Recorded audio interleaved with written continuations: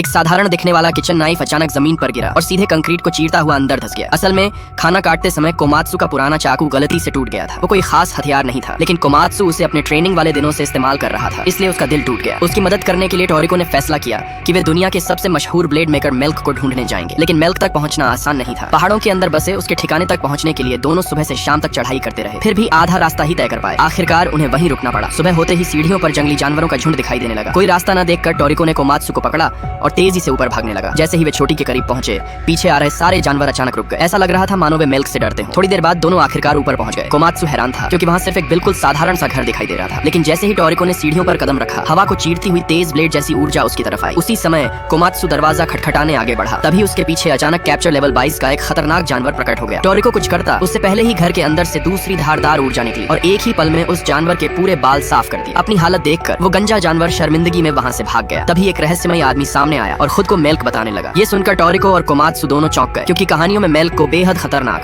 ताकतवर और जख्मों से भरा इंसान बताया जाता था, जो अकेले खतरनाक जगहों से हथियारों का सामान लाता था। लेकिन उनके सामने खड़ा ये पतला दुबला आदमी उन अफवाहों से बिल्कुल अलग था। इस वजह से टोरिको को उसकी असली पहचान पर शक होने लगा। फिर वो आदमी उन्हें अंदर ले गया। घर के अंदर चमकदार चाकुओं और दुर्लभ सामग्रियों का ढेर लगा हुआ था। कोमात्सु खुद को रोक नहीं पाया और एक शानदार ब्लेड को छूने ही वाला था कि आदमी ने उसे रोकने की कोशिश की, लेकिन तब तक देर हो चुकी थी। अचानक ऊपर रखा एक विशाल चाकू नीचे गिर पड़ा। उसी खतरनाक पल में टोरिको ने फुर्ती से कोमात्सु को अपनी बाहों में खींच लिया। वो चाकू सीधे फर्श में धंस गया। कोमात्सु हैरान रह गया, क्योंकि बिना धार लगाए भी वो चाकू बेहद खतरनाक था। उस आदमी ने बताया कि यह ब्लेड कैप्चर लेवल 55 के एक विशाल शार्क के दांत से बनाया गया है। ये सुनकर टोरिको को और भी शक हुआ। उसे यकीन नहीं था कि इतना दुबला आदमी अकेले इतना खतरनाक जीव पकड़ सकता है। सच जानने के लिए टोरिको ने जानबूझकर उसे लड़ाई के लिए उकसाया। जैसे ही सामने से धारदार हमला आया, टोरिको ने आराम से उसे रोक दिया और अगले ही पल उस आदमी को जमीन पर गिरा दिया। अब टोरिको पूरी तरह समझ चुका था, यह आदमी असली मेल्क नहीं हो सकता, क्योंकि दुनिया का सबसे महान ब्लेड मेकर इतनी आसानी से कभी नहीं हारता।